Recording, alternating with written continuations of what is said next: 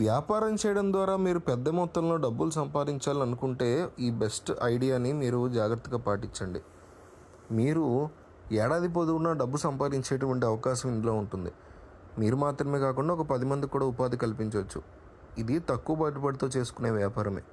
Food బిజినెస్కి నిజంగా తిరుగులేదని చెప్పొచ్చు. ఎందుకంటే ఫుడ్ బిజినెస్కి నిత్యం డిమాండ్ ఉంటుంది. ఆహారం తినేవారి సంఖ్య ప్రతిరోజు పెరుగుతుంది తప్ప తగ్గదు. ఈ బేసిక్ సూత్రంతో మనం వ్యాపారం చేయొచ్చు.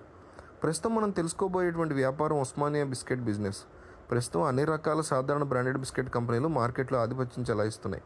అయితే జనం బ్రాండెడ్ బిస్కెట్లు తిని బోర్ కొట్టుంటే ఉస్మానియా బిస్కెట్లు కొనుగోలు చేసి ఇష్టపడతారు. ఇది రుచికరంగాను కాస్త డిఫరెంట్గాను ఉంటుంది. మీరు దీన్ని అవకాశంగా తీసుకుని కనుక ఉస్మానియా బిస్కెట్ బిజినెస్ కనుక పెడితే చక్కగా వాటిని మీరు డబ్బులు సంపాదించుకునే పనిగా మార్చుకోవచ్చు.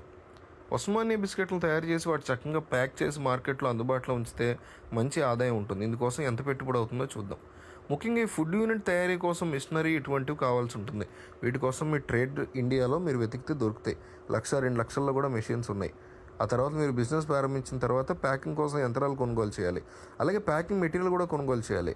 ప్రస్తుతం మార్కెట్లో ఉస్మానియా బిస్కెట్కి బ్రాండెడ్ మల్టీనేషనల్ బిస్కెట్ కంపెనీల్లో చోటు లేదు. అందుకే మీరు ఈ సెగ్మెంట్లో రాణించవచ్చు. అయితే ఇందులో మీరు రుచి, క్వాలిటీ, అదేవిధంగా డిస్ట్రిబ్యూషన్, మార్కెటింగ్ పక్కాగా చేసుకోవాలి. లేకపోతే నష్టపోతారు. సాధారణంగా టీ స్టాల్స్ వద్ద మీ బిస్కెట్లు అందుబాటులో ఉంచితే పెద్ద ఎత్తున ఆదరణ లభించే అవకాశం ఉంటుంది. అదేవిధంగా ఈ ఉస్మానియా బిస్కెట్ల ప్రీమియం ఉత్పత్తులు, వీటిలో డ్రై ఫ్రూట్స్ వాటి మీద కలిపి బిస్కెట్లుగా తయారు చేసి విక్రయిస్తే అదనపు లాభం పొందే అవకాశం ఉంటుంది.